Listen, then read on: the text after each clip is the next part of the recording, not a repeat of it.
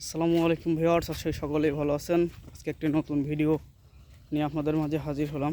আপনারা জানেন আমি অনেক রসুনের জমি দেখিয়েছি আমাদের এলাকায়, যেটা নাটোরে অনেক বেশি আমরা রসুনের আবাদ করে থাকি।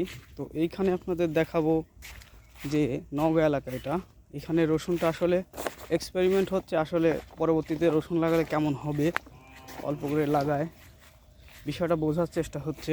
এখানে দেখুন কি সুন্দর পাতাকপি হয়েছে, দারুণ। মানে একটা বাড়ির শাকসবজির সকল চাহিদা পূরণের ক্ষেত্রে এখানে সব ধরনের জিনিস লাগানো আছে। পেয়ারা বাগান করা হয়েছে, পাশাপাশি লাল শাকের খুঁড়া, আবার কাঁচামরিচ আছে, বাঁধাকপি আছে, মূলা আছে।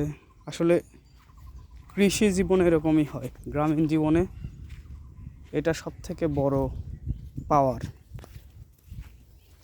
যেটা অন্য কোথাও পাওয়া যাবে না, বিশেষ করে শহর অঞ্চলে তো পাওয়াই যাবে না। তো চলুন আমরা রসুনটা দেখি কেমন হয়েছে। এটা হচ্ছে পেঁয়াজের ক্ষেত, এটা পেঁয়াজ, আলের পেঁয়াজ, যেটা গাছ লাগানো হয়। সেই পেঁয়াজ খুব মোটামুটি খুবই সুন্দর হয়েছে মাশাআল্লাহ। এই পেঁয়াজগুলো এখনও হতে অনেক সময় লাগবে।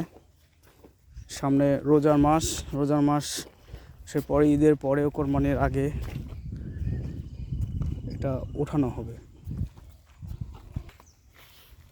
এটা হচ্ছে আমাদের ওইদিকে বড় বড় মোটা পাইপের পানি দেওয়া হয়, এই চিকন পাইপ, কারণ এটা বাড়ির মোটর দিয়ে। ধানের এই জমিটা খুবই সুন্দর ফসল হয়েছে।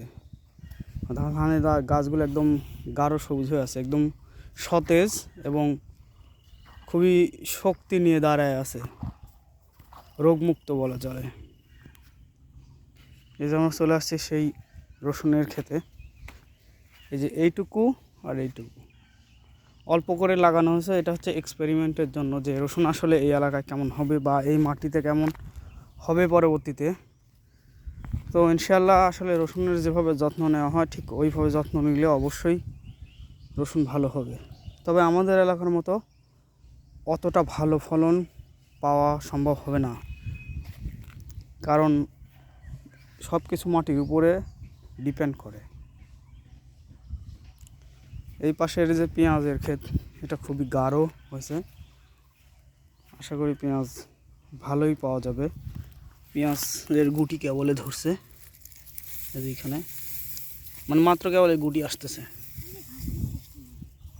এখন বাইরে খাচ্ছে তো, বাইরে এই ঘাস কাটি কাটি লেগে গেল তখন। এইখানে এখন হচ্ছে একটু ভিটামিন দিতে হবে, কারণ গাছের শক্তিটা কমে গেছে, লাল লাল হয়েছে। এখানে ওই ভিটামিন এবং সাথে কীটনাশক মারতে হবে, সেই সাথে দুই চার দিন পরে পানি সার দিতে হবে। তাহলে এই গাছ, রসুনের গাছগুলো খুব শক্তিশালী হয়ে যাবে এবং এই লালচে ভাবটা আর থাকবে না। তো আপনাদের মাঝে এটা শেয়ার করার জন্যই ভিডিওটা করা। এটা হচ্ছে নওগাঁ জেলার এলাকার মানুষ সবচেয়ে বেশি ধান, পেঁয়াজ আর আপনার মূল যে বিষয়টা আলু থাকে।